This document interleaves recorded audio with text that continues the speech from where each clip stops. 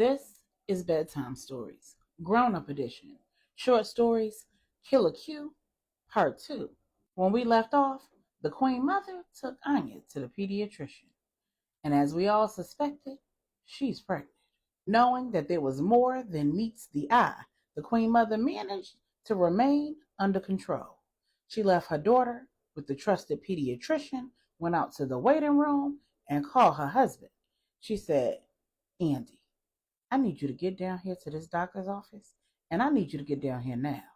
By the time Andy arrived, Anya had spilled it all. She'd confided in her lifelong pediatrician, and police were on their way. In concert, the Crimes Against Children Unit, Special Victims Unit, and the sign language interpreters were able to conduct a thorough interview with Anya and start their investigation with Donovan, Drea, Drew, and later on, King. Of course, Donovan knew nothing. Now, Drea's story was that Anya never left her sight. They were together at her house doing homework. Her brother Drew was there the entire time, and King was not.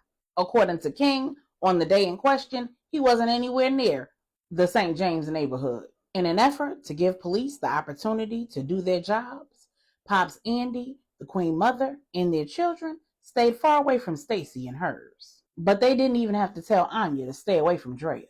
She felt betrayed by her best friend, who, while she didn't know everything that transpired, she knew full well that Anya was absolutely not at her house the entire time. And neither was her brother. And by the time police caught up with King, the streets were already talking, and Q was listening. Somehow Donovan managed to hear absolutely nothing. Part of the reason was because he was a loner, and the other part was because he was being intentionally disconnected from the whole situation. After being interviewed by detectives, he knew that he messed up. He missed some things, and unable to face his sister or his parents, he threw himself into his extracurricular activities and his chasing of women. But Q was like a pot ready to boil over. And while he didn't have all the details either, his friends was one way about him and his baby sister.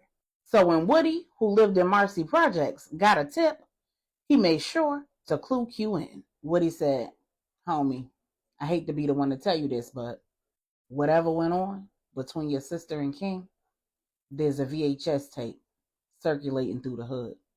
You want me to get names so we can handle that?" Q said, "Get names, but we're going to let the police handle it. I promised my pops I was going to stay out of it." Woody said, "You sure, bro?" Q said, "For now." When Pops Andy provided those names to officers and they obtained a search warrant, they found that tape. And it was clear from the tape that a whole lot more than nothing occurred. And what went down at Sly's house, Drew and Drea's next door neighbor. He was another member of King's little street crew. So when King was re-interviewed, his story changed. Now it was consensual. And he was just dishonest because of her age. And he didn't want to be in trouble for rape. Unfortunately for Anya, the tape didn't prove or disprove either version of events. Because of her disability, she wasn't heard on the tape saying no or stop or making any audible sounds that would indicate that she wasn't a willing participant. And while the tape did not cover the entire event, the portion that was covered didn't show her putting up a fight or King using any force. King's story: Anya was a virgin.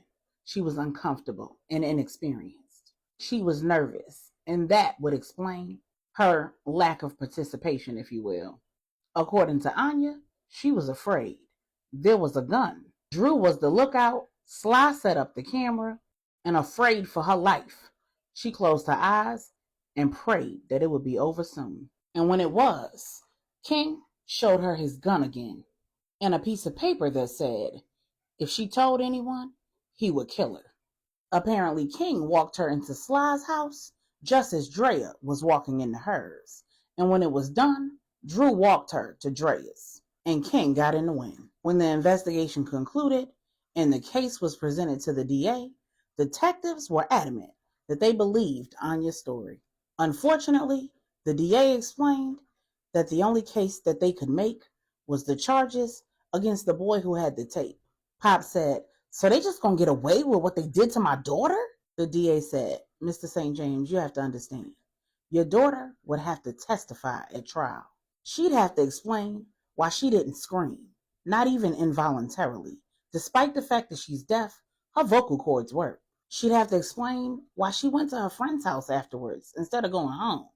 Why she didn't make an outcry until now. Why she continued going to Drea's house after her brother was involved in that way. And why she didn't tell us about the video. Pop said, because she's an 11-year-old child. The DA said, I understand that. But you have to understand that King's attorney is going to tear her apart on the stand, even with an interpreter.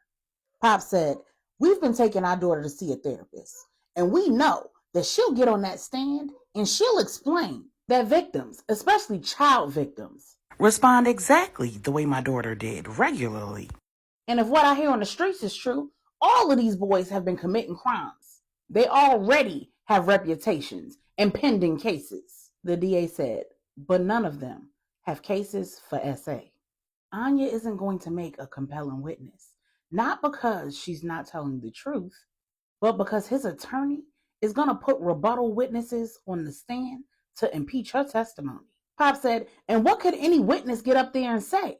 The DA said, they could say that she's been hanging out with him in a romantic way in the park, that she's been teaching him how to communicate via ASL, that she's been interacting with him after school before her brothers arrive, that her hiding her pregnancy is proof that she wanted King and his baby. Pops Andy said, that's ridiculous. She's 11 years old. She was being friendly, not romantic. And she had no idea she was pregnant. She didn't hide it. She was in shock. And when she learned what this horror produced, she was the first one saying that there would be no baby. Her summer break starts in a matter of days. And we plan to have her out of town and have that handled. The DA said, well, you should do that. Get your daughter some help. Let her go away for a while. Let her come back to a fresh start. Like you said, several of these boys have pending cases, so they won't be on the streets much longer.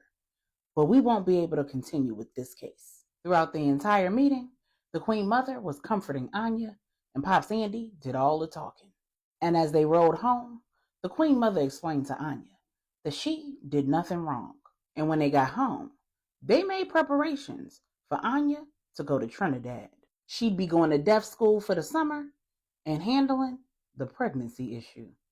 When Pops set Q down to try to explain to him the DA's reasoning for dropping the case, Q was livid. He said, so this nigga gonna get away with hurting my sister? Him and his friends are gonna get away with having a tape and showing it to people? Pops Andy said, Q, do not take matters into your own hands. They won't get away with this. Life. Q said, nah, Pops, I'm not going for that life or get them back. To hell with karma. I'ma be karma. Q stormed out of the house, and when he met up with his crew, Woody, Tough, and Stretch, he was on one. Q said, we not gonna make our move until my sister leaves. But until then, I need to know everywhere they be, everybody they be with, everybody they know. And anybody who ain't ready to kill Ish can go home. When not one of his friends moved, Q began to put his plan into motion. Q made a phone call that he knew his mother would not approve of. He called his mother's baby brother, his Uncle Samuel. When they met, Uncle Samuel said, nephew, the family would be glad to handle this. It would be our honor. Q said, no, Unc, this is all me. That's my sister. I'll handle it. Recognizing that he wouldn't be able to talk Q out of it, Uncle Samuel said, okay, but you'll need a plan and a crew. Q said, done. Before Q could even identify the members of his crew, Uncle Samuel said, Woody is official. I'm not worried about him. And Tough is going to put his game down, but he's a loose cannon. Now, Stretch, are you sure You want to have him involved in this? He's a good kid who stays out of trouble.